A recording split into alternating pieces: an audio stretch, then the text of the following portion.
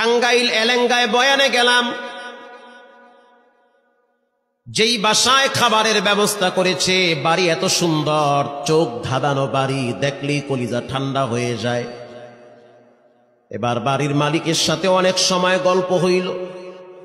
বাড়ির মালিক বলতে আছে, হুজুর আমি কাঁচা তরকারি বিক্রি করতাম, কাঁচা তরকারি বিক্রি করে করে আমার পেট চালাইতাম, কাঁচা তরকারি বিক্রি করে এত দামি বাড়ি কেমনে বানাইছেন? এক কথায় তার উত্তর হলো, তা তিনি বলল যে আমার রব আমাকে এই নিয়ামত দান করেছে, অল্পের ভিতরে বরকত বাড়ায়া দিছে। আমি বললাম কেমনে এই বরকত আসলো, কোন রাস্তা দিয়া? তিনি জবাব দিতেছে, প্রতিদিন সকালবেলা আমি সবজি কেনার জন্য গ্রামে যাই। কষ্ট হয় আপনাদের? সবজি, কাঁচা তরকারি, কদু, ঝিঙ্গা, তুরই, বটবডি, পেঁপে এগুলা কেনার জন্য আমি ভ্যান নিয়ে গ্রামে যাই। আমি রাত্র প্রায় 4টার সময় ঘুম থেকে উঠি। ঘুম থেকে উঠার পরে উজু বানাইয়া অল্প কিছু টাকা নিয়ে আমার ভ্যানটা নিয়ে আমি রাস্তা দিয়া চালাইতে চালাইতে চলে যাই সেই ক্ষেতের দিকে, গ্রাম্য বাজারে।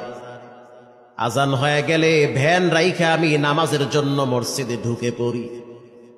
নামাজ শেষ হওয়ার পরে আবার আমার ভ্যান নিয়ে আমি আমার গন্তব্যে রওনা হই। ঘটনাক্রমে একদিন সুবহ সাদেকের আগে এখনো পর্যন্ত সূর্য ওঠে নাই।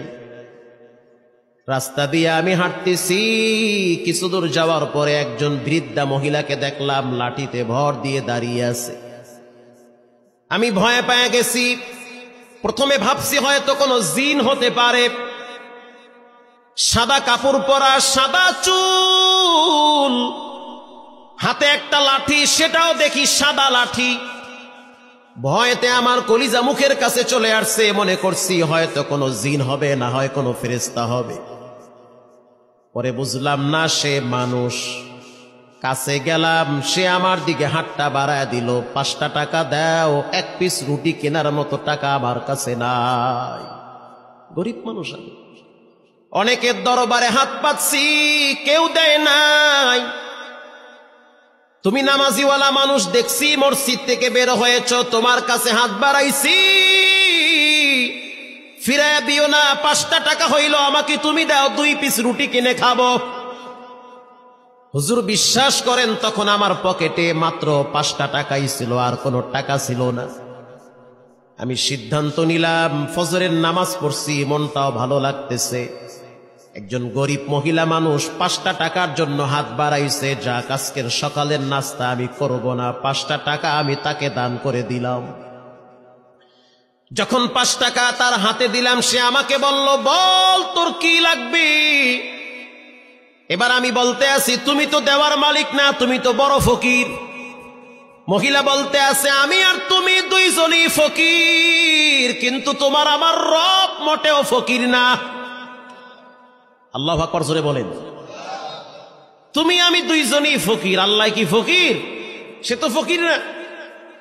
হুজুর কথাটা শোনার সাথে সাথে আমার কলিজার ভিতরে কে যেন একটা পার মারছে।